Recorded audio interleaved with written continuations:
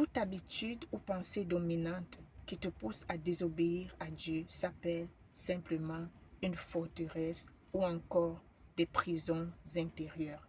Alors, à quoi reconnaître donc une forteresse, une prison intérieure? À chaque fois que tu n'as pas la capacité d'obéir, à chaque fois que tu ne te sens pas euh, à l'aise, à chaque fois que tu te sens incapable d'obéir à un principe divin, sache que tu es pris au piège d'une prison intérieure ou alors d'une forteresse. Alors, voyons voir quelques exemples, ok, qui vont te montrer ou t'ouvrir en fait les yeux de comment les forteresses travaillent. Alors, comme exemple, Dieu attend de toi un sentiment de gratitude constant.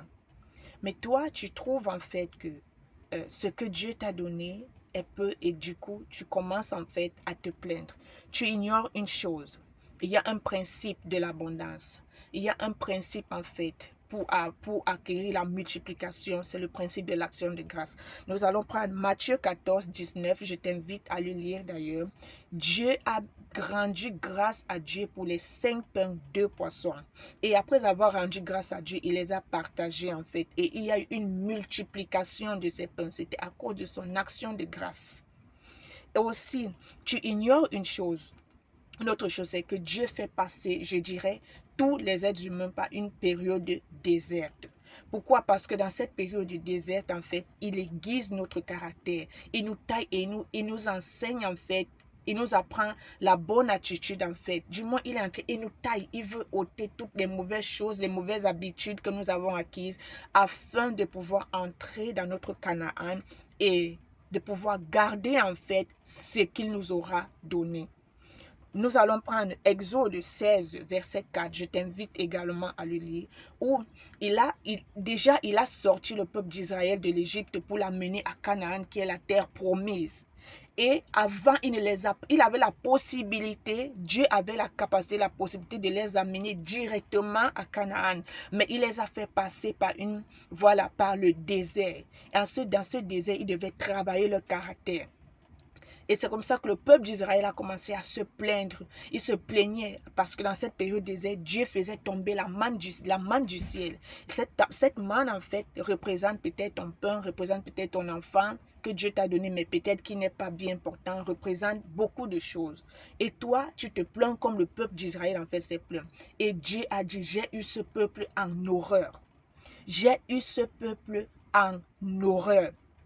Ce qui fait que leur plainte les a fait tourner en fait pendant, je pense, 40 ans dans le désert. Alors qu'ils avaient la capacité, alors qu'ils pouvaient, par l'action de grâce et par leur attitude d'obéissance, ils seraient rapidement partis en fait, à Canaan.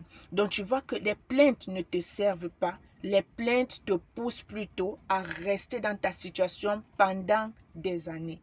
Ça ne t'aide pas. Ça ne fait pas bouger Dieu. Ça, je peux t'assurer. Donc, obéir à Dieu, rendre, des actions de grâce en fait à Dieu, avoir un sentiment de gratitude est bénéfique pour toi. Et puis la deuxième des choses encore, je dirais, Dieu te demande de pardonner. Et toi, tu vois en fait le pardon comme un chemin de fer. Et tu dis en fait, je dirais, tu taxes peut-être des personnes qui t'ont offensé, ou alors tu dis qu'ils ne méritent pas ton pardon. Tu oublies une chose, nous avons l'habitude de prier, de faire cette prière. Seigneur, pardonne-nous comme nous pardonnons aussi à ceux qui nous ont offensés. Donc tu vois que le pardon, il est comme une réciprocité. Donc si tu ne pardonnes pas cette personne, Dieu lui-même ne te pardonnera pas. Et je sais que pendant que je fais cette vidéo, peut-être tu es en train de penser, non, mais Dieu, il est Dieu.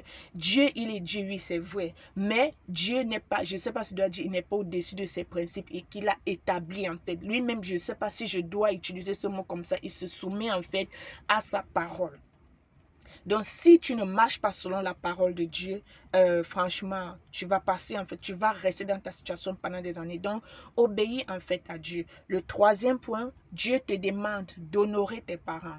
Toi, tu taxes tes parents d'ingrats, tu taxes tes parents de sorciers, tu taxes tes parents d'irresponsables, tu taxes tes parents, ok, tu les as gardés dans ton cœur parce qu'ils t'ont maltraité, ils t'ont offensé, ils t'ont fait ceci. On comprend très bien. Mais n'oublie pas que l'honneur envers nos parents ne dépend pas de leur attitude envers nous. Mais ça doit être une attitude d'obéissance envers la parole de Dieu. Parce que si nous n'obéissons pas, nous sommes redevables en fait à Dieu. Ok?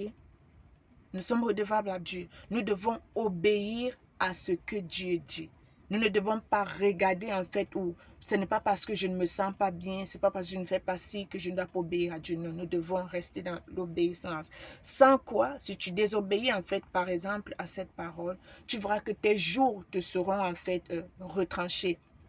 Parce qu'il a dit, honore à ton père et ta mère, pardon, afin que tes jours soient prolongés. Donc tu vois que ton déshonneur ou alors notre déshonneur envers nos parents réduise en fait notre jour. Mais toi, tu ne verras pas que tes jours ont été réduits. Mais viendra un temps où forcément tu mourras. Tu vois, peut-être prématurément. Et tu ne sauras pas que c'est à cause du déshonneur de tes parents. La parole de Dieu, elle est vivante. Elle est vivante et elle agit. Donc, faisons très attention. L'autre, je dirais, quatrième point, Dieu te demande, il nous demande d'être diligents. Mais qu'est-ce que nous faisons? Nous nourrissons la forteresse de la paresse, en fait. Or, Dieu te demande d'aiguiser tes dons, tes talents, et de là, il te fera asseoir avec les grands. Mais la forteresse de la paresse, en fait, te fait comprendre, ah non, il faut que tu commences à prendre des excuses et tout, et tu demeures dans ta situation pendant des années, et tu pries, tu crois que, puisque Dieu est un Dieu de miracles, il va juste te prendre comme ça pour te faire asseoir avec les grands. Il y a un processus, il y a des principes à suivre. Dieu te demande d'être humble également, et toi, tu dis, ok, je vais montrer de quoi je suis capable à ces personnes, en fait, ils ne me connaissent pas. Et là, tu pars, tu commences à tirer, en fait, des paroles qui sont des balles qui vont, je dirais, déchirer les cœurs de ces personnes. Ces personnes qui sont peut-être des aides destinées que Dieu avait placées sur ton chemin. Et au lieu de que tes paroles puissent édifier, ok, ceux qui t'écoutent, elles sont plus en train de détruire. Voilà comment tu vas te fermer en fait les portes toi-même.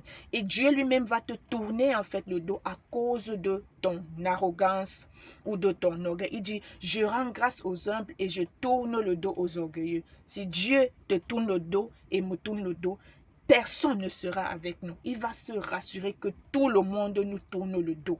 C'est comme ça en fait.